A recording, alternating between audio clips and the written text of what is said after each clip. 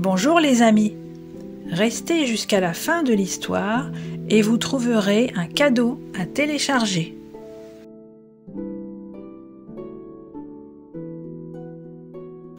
Pour vous, parents, Hans Christian Andersen, écrivain danois, né en 1805, mort en 1875, avait la particularité d'écrire de courtes histoires mettant en scène des objets doués de vie.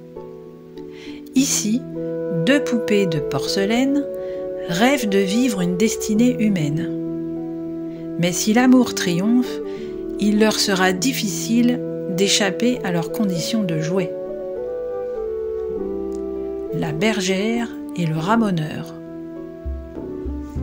Il était une fois, dans un salon, deux poupées de porcelaine posées sur une table.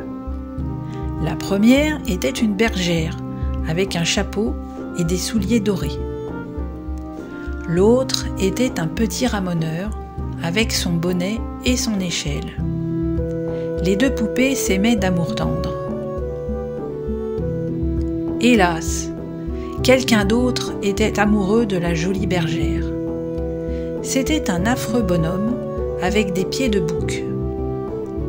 Il était sculpté sur la porte d'un placard, face à la table, et il avait l'air si sévère qu'on l'appelait sergent-major général en chef aux pieds de bouc. Près de la bergère et du ramoneur, il y avait aussi un vieux chinois en porcelaine.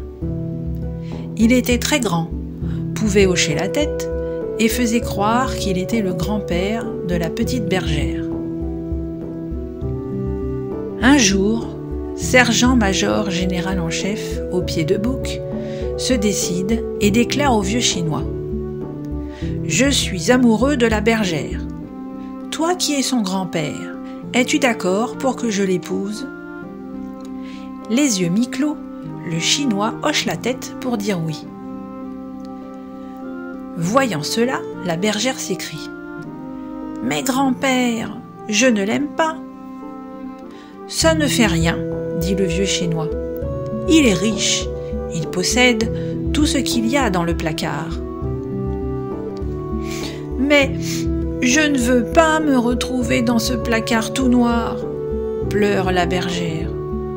Il paraît qu'il y a déjà dedans 11 filles en porcelaine. »« Eh bien, tu seras la 12e, décrète le vieux chinois.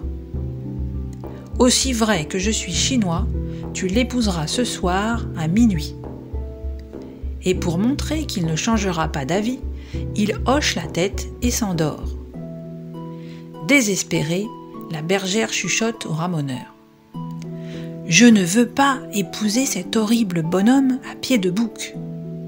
S'il te plaît, emmène-moi loin d'ici. »« D'accord, dit le ramoneur.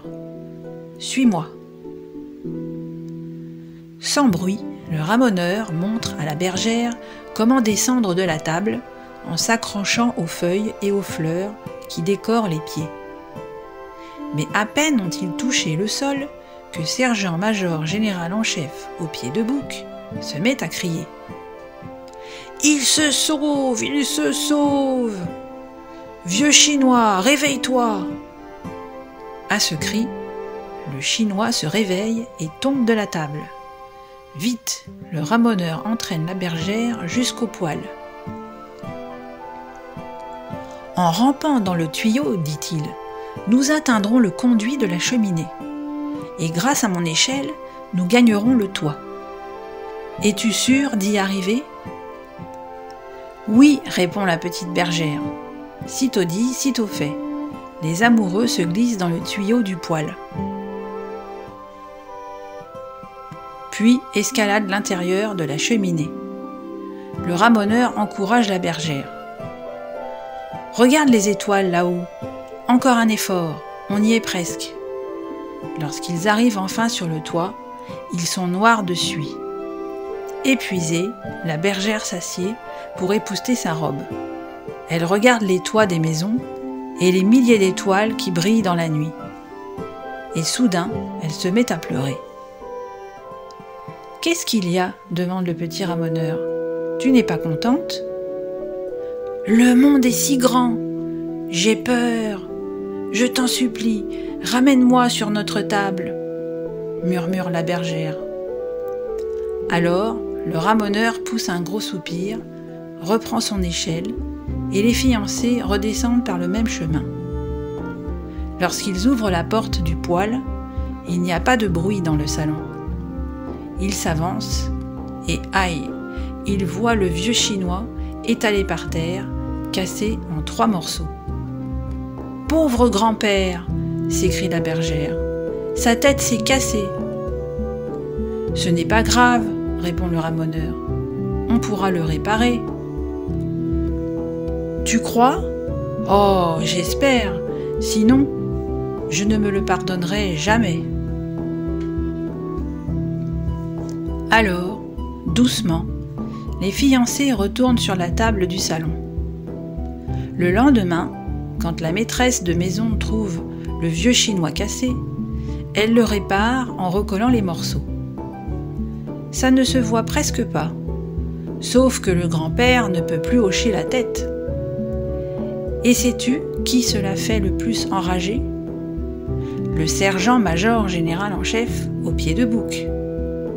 Car quand il lui demande « Alors, je vais épouser la bergère, oui ou non ?» Le vieux chinois ne peut plus hocher la tête pour dire oui. Et comme ça, la bergère et son ramoneur sont bien tranquilles. Fin de l'histoire.